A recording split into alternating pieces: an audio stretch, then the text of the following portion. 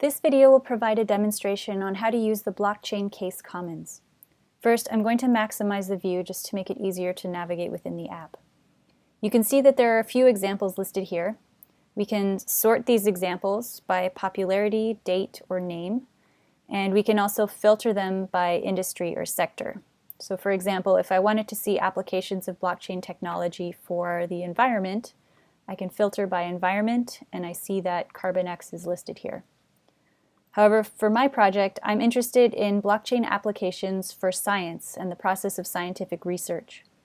I know of a few examples in this area, but before I add these examples to the blockchain case commons, I first want to check and make sure that nobody else has added these already. So the first one I have is called artifacts. So if I type the word artifacts in the search field,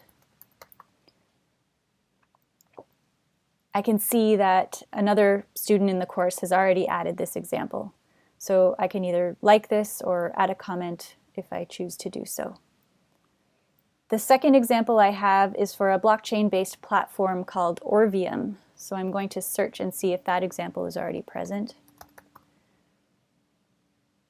And it is not. So I'm going to click the Add an Example button and add this example myself. When adding an example, you're given a generic default username, which you can change to your own name or a nickname of your choice. So I'm going to change my username to Elisa. Next, there are two URL fields available, and at least one of these must be filled in order to submit the example. So I'm going to provide the URL for Orvium. And Orvium also has a white paper. They have a few in different languages, so I'm going to add a link to the English language white paper here.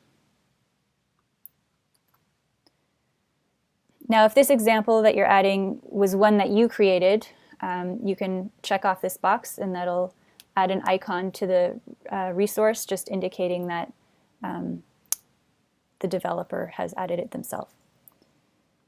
So next we provide a name of the example,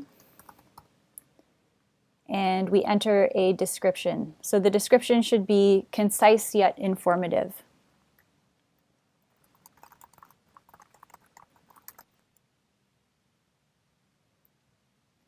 Next, you can select an industry that is most relevant to this resource. So I'm going to select science and technology. However, because this resource is also related to scientific publications, I can also check off media and communications here. You can also add some descriptive tags to explain what the resource is, or if you have a more specific market segment within that industry that you've chosen, you can add that here. Then you click Add Example, and your example will be added to the commons. So if you click on the title, it will take you to that resource. You can also click on the white paper icon to go to the white paper. And when you're searching for results, if you click on the tags, you can also see other resources that have been tagged with those same tags. As well, you'll be able to see any comments or likes that appear on the resource.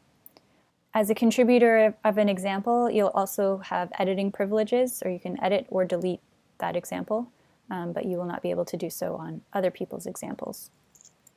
So overall, by contributing to the blockchain case commons, you'll be contributing to the advancement of our collective knowledge about blockchain, which will not only benefit yourself for the purposes of this course, but also future course participants, since they will inherit the resources that were left by previous cohorts of students.